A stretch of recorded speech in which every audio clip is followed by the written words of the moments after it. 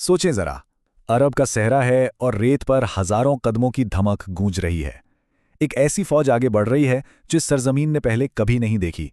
सबका मकसद एक और दुश्मन भी एक, लेकिन दिलचस्प बात यह है कि इस फौज को जोड़ने वाली ताकत फतेह की कोई उम्मीद नहीं थी, बल्कि ये एक गहरी, अंदर से खा जाने वाली शर्मिंदगी थी। आइए देखते हैं कि इस शर्म से बनी ये फौज आखिर वजूद में आई कैसे। 10,000 ये कोई मामूली तादाद नहीं थी। ये 10,000 जंगजुओं का एक बहुत बड़ा लश्कर था।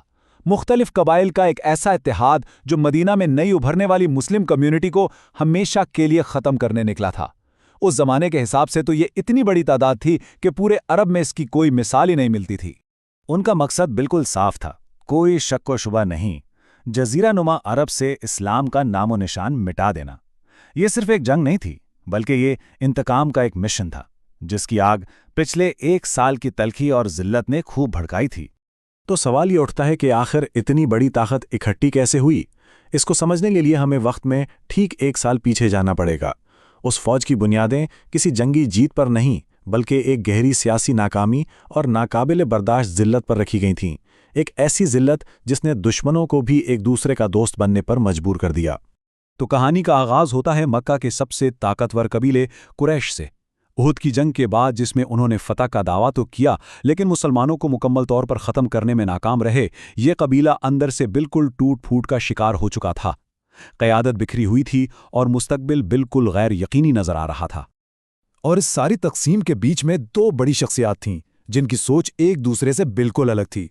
एक तरफ थे खालिद बिन वलीद, एक पैदाइशी जंगजू जिनके लिए इज्जत और वक़ार का मतलब भी मैदान जंग था, और दूसरी तरफ थे कबीले के सरदार अबू सुफियान, जो एक मोहताज सियासतदान थे और हर कदम सोच समझकर उठाते थे।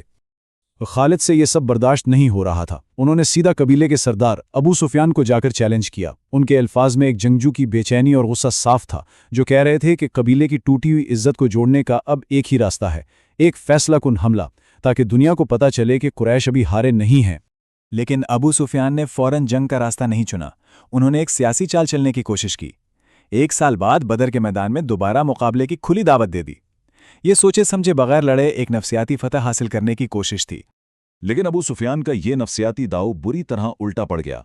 उन्होंने अपने जासूसों के जरिए मदीना में खौफ फैलाने की कोशिश की, या अफवाहें फैलाईं कि कुरैश की फौज इतनी बड़ी है कि कोई इसका मुकाबला नहीं कर सकता। नतीजा क्या निकला? मुसलमानों के हौसले पस्त होने के बजाय और बुलंद हो गए। नबी अकरम सल्लल्लाहु अलैहि वसल्लम की क़यादत में 1,500 जानसार लड़ने के लिए फौरन तैयार हो गए। जब मुकाबले का दिन आया और अबू सुफियान ने मुसलमानों का जोश व खरोश दिखा, तो उनके अपने ही कदम डगमगा गए। उन्होंने शदीद गर्मी और कहत साली का बहाना बनाया और अपनी 2,000 की फौज को बगैर लड़े वापस मक्का लौटने का हुक्म दे दिया। ये एक ऐसी पसपाई थी जो किसी भी शिकस्त से कहीं ज्यादा बदतर थी। बदर से इस जिल्लत आमेज़ वापसी ने कुरैश के जंगजुओं के दिलों में गुस्से और शर्मिंदगी की एक ऐसी आग भड़का दी जो बुझने का नाम नहीं ले रही थी। ये सिर्फ एक फौजी पिस्पाई नहीं थी, ये उनकी गैरत पर एक बहुत गहरी चोट थी। ये खालिद बिन वलीद के दिल की आवाज़ थी। उन्हें ऐसा महसूस हो रहा था जैसे उनकी जंगजू वाली शनाख्त थी उनसे छीन ली गई हो। ये शर्मिंदगी इतनी गहरी थी कि इसके सामने जिस्मानी जख्म भी कोई मायने नहीं रखते थे। मक्का वापसी का सफ़र एक अजीब बोझल खामोशी में गुजरा। खालिद और दूसरे कमांडरों के सर निदामत के बोझ तले झुके हुए थे, और किसी में इतनी हिम्मत नहीं थी कि वो एक दूसरे से नज़रें भी मिला सके। मक्का पहुंचने पर तो जैसे एक सियासी तूफान ही खड़ा हो गया। गलियों में, बाजारों में अबू सुफियान को बुज़दिल कहा जाने लगा। खालिद बिन वलीद ने तो भरे मजमे में उन पर कबीले की इज्जत खाक में मिलाने का इल्ज़ाम लगा दिया। जिल्लत इस कदर बढ़ी कि अबू सुफियान ने लोगों के सामने आना ही छोड़ दिया और उनकी क़यादत तकरीबन ख़त्म होकर रह गई। तो कुरैश उस वक्त अपनी तारीख के सबसे नाजुक मोड़ पर खड़े थे। क़यादत कमज़ोर, जंगजू गुस्से से भरे हुए और इज्जत दांव पर लगी हुई। ऐसे में जब वो बिल्कुल बेबस नजर आ रहे थे, एक ऐसी जगह से मदद आई जिसका किसी ने सोचा भी नहीं था, और उसने कहानी का रुख ही बदल कर रख दिया।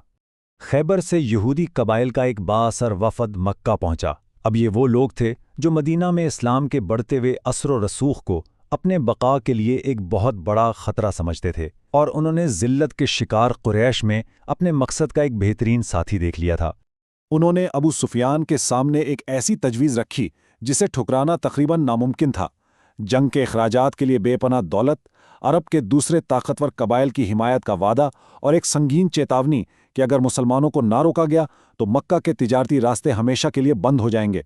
अबू सुफियान अब बुरी तरह फंस चुके थे। एक तरफ अपने ही जंगजुओं का शदीद दबाव और दूसरी तरफ इस नए इत्तेहाद की ये ज़बरदस्त पेशकश।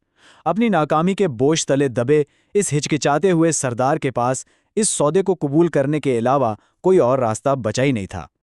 और फिर बदर की उस जिल्लत के ठीक 1 साल बाद फरवरी 627 ईस्वी में जंग का निकारा बजा और इस बार इसकी आवाज पूरे अरब में सुनी गई। जमियतुल कबाइल यानी कबाइल का इत्तेहाद नामी ये फौज अरब की तारीख का सबसे बड़ा लश्कर थी। इसमें कुरैश के 4000 सिपाही और 300 घुड़सवार, गताफान के 3000 जंगजू, बनु सुलेम के 700 और बनु असद जैसे दूसरे कबाइल के 2000 से ज्यादा जंगजू शामिल थे। कुल मिलाकर तकरीबन 10,000 की एक ऐसी नाकाबिले शिकस्त फौज तैयार हुई जिसका मुकाबला करना किसी के बस में नहीं लगता था। एक पहाड़ी की चोटी पर खड़े खालिद बिन वलीद नीचे फैले हुए उस लश्कर को देख रहे थे। इंसानों, घोड़ों और ऊंटों का एक लामहदूद समंदर था जो सहरा में बह रहा था।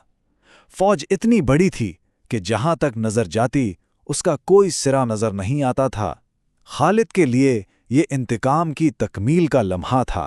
1 साल से उनके सीने में जो गुस्से और शर्मिंदगी की आग जल रही थी, आज वो एक सैलाब बनकर मदीना की तरफ बढ़ रही थी। तो मैदान जंग तो सज चुका था। अरब की तारीख का सबसे बड़ा मार्का होने वाला था जो इस खित्ते का मुस्तकबिल तय करने वाला था।